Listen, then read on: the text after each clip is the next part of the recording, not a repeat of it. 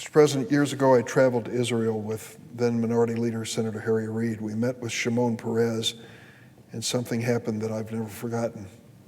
Senator Reid asked, "What do you see as the greatest threat in the world to the United States?" That was just a few years after 9/11 that question was posed. I thought Peres might cite terrorism or loose nukes.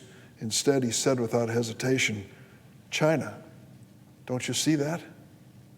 Economically, strategically, diplomatically, China was already focused like a laser on advancing its position as the world's most powerful nation, and that was 16 years ago. 5 days ago, China launched a spacecraft safely and landed it on Mars, becoming only the second nation in history after the United States to land on the red planet. In 1957, at the height of the Cold War, the Soviet Union became the first nation to launch an Earth-orbiting satellite into space. That launch shocked the world, caught us off guard. Our response was an unprecedented commitment to reclaim America's dominance in the world as a leader in scientific and technological discovery and innovation. The effort became known as America's Sputnik moment. 12 years later, America put a man on the moon. You might say that now, instead of a Sputnik moment, America is going through a Zhudong moment. That's the name of the Chinese Mars rover, Zhudong. Let me be clear, while China is our fastest growing competitor, the United States has lost some ground globally, as many nations recognize the importance of R&D investments to their industrial innovation and competitiveness. In 1960, just 3 years after Sputnik launched, the United States accounted for approximately 69% of the world's R&D funding. By 2018, 58 years later, this percentage had dropped from 69% to 28%. Others are joining the pursuit of technology and innovation at a record clip. The question is, can we come together as Americans did in the last century to make investments in science, technology, and competitiveness to guarantee that America's economy remains the world's largest and most innovative? Some members of Congress in the Senate, and we've heard their speeches on the floor, say go slow, no hurry. Well, I think they're committed to a solid second-place finish for the United States of America, and I don't want to be part of it.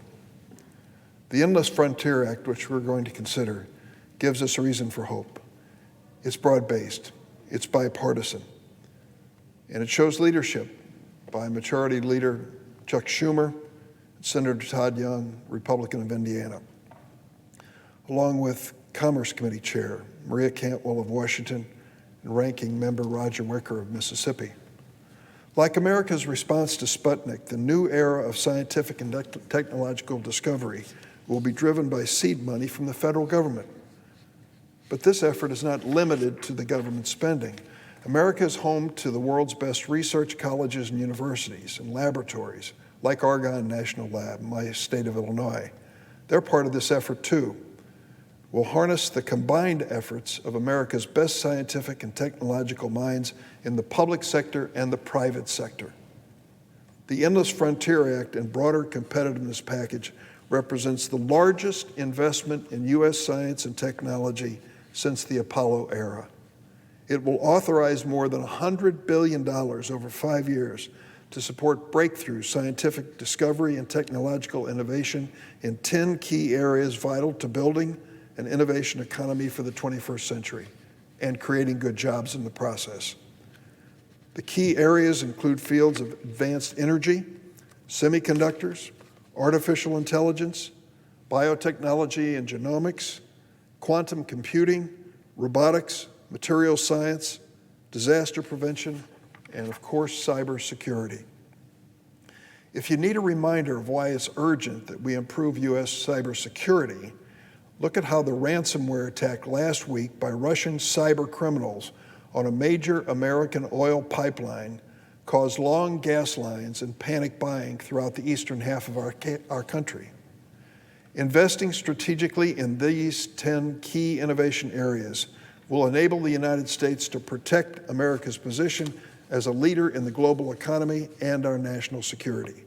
It will reinvigorate and expand our industrial and manufacturing base, and it will create a stronger middle class in our country. The Endless Frontier Act will also strengthen the security of essential supply chains and our ability to solve disruptions caused by crises. Remember those fearless doctors and nurses working on COVID-19 wards last year when they had to dress in garbage bags because of a nationwide shortage of PPE? A nation as wealthy and powerful as ours should never be caught so dangerously unprepared. This bill will make sure that we aren't. Here's another cautionary tale about supply line disruption. In Belvidere, Illinois, which is in the northern part of our state, workers at the Stellantis plant are proud of their work assembling Jeep Cherokees. In late March, that plant was forced to shut down because of a global shortage of microchips. The plant's scheduled to reopen as soon as the end of this month. But late last week, the company announced that the plant will be forced to shut down one of its 2 production lines in late July, again because of microchip shortages. As many as 1,600 employees could be laid off. You can't build a prosperous economy and stable middle class if you can't secure your supply line. We know that American workers can build cars and trucks for the future because they're already doing it, and they're going to be launching it in many places around our nation. Just this week, President Biden visited a electric vehicle assembly plant in Michigan, and they're doing it today as well in Normal, Illinois, where a company called Rivian, remember the name, R-I-V-I-A-N, Rivian, repurposed and expanded a former Mitsubishi assembly plant to produce the company's first assembly plant for electric cars and trucks. Is this going to work? Will it actually have a demand for electric vehicles? Remember this one too. Amazon has already ordered 100,000 delivery vans from this plant. By the end of the year, Rivian expects to employ 2,500 people at the Normal assembly plant. 2,500 good-paying, middle-class jobs in America. The Endless Frontiers Act and President Biden's American Jobs Plan provide the leadership and resources to make sure that America remains a world leader in the 21st century. On another critical issue, let me say we need to get serious when it comes to combating intellectual property theft and counterfeiting. The previous administration's policies were haphazard. We can do better. The Endless Frontier Act will impose tough sanctions on entities that violate U.S. intellectual property and trade protections. I'm working with Senator Cassidy, Republican of Louisiana, and others on a bipartisan bill that provide additional safeguards to combat the sale of counterfeit goods, especially on the internet. As I said, the Endless Frontier Act and Competitiveness Package will invest more than $100 billion over 5 years to support breakthrough technologies. $100 billion is a big investment, but is dramatically less than what China is now spending in the same area. Far less, adjusted for inflation, than what we spent on the race for space. If we were to contribute the same share of our GDP to science and technology today as we did in the early 1960s, 1% of our overall economy, we would have to spend $900 billion, not $100 billion, in this effort.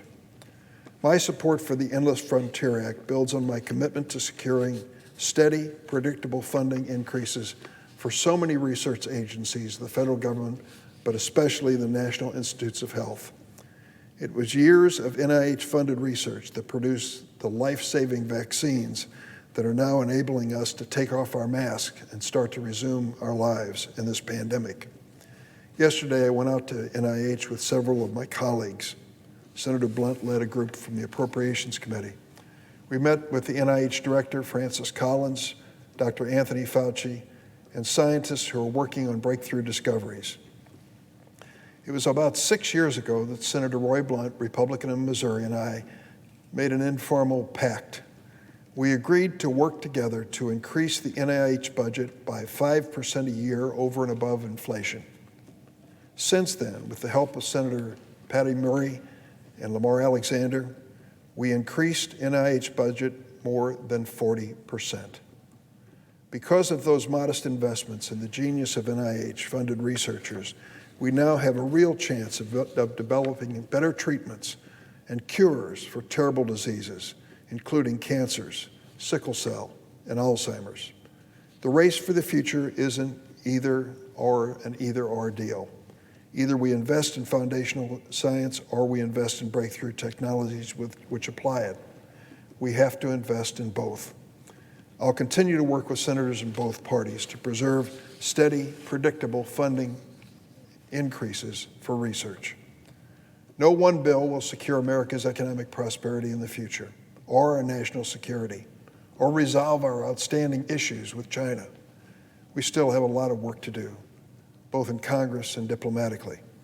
We still have to strengthen our immigration system so that America continues to welcome immigrants who want to put their genius to work for the good of America, as Nikola Tesla and Albert Einstein did in the last century, and as did Katalin Karikó, the Hungarian-born scientist and Nobel laureate whose NIH-funded research into mRNA paved the way for today's COVID vaccines. Strengthening America's role as a global leader in science and technology is an essential piece of our effort to preserving our leadership in the world. For that reason, I support the Endless Frontier Act and urge my colleagues to do the same.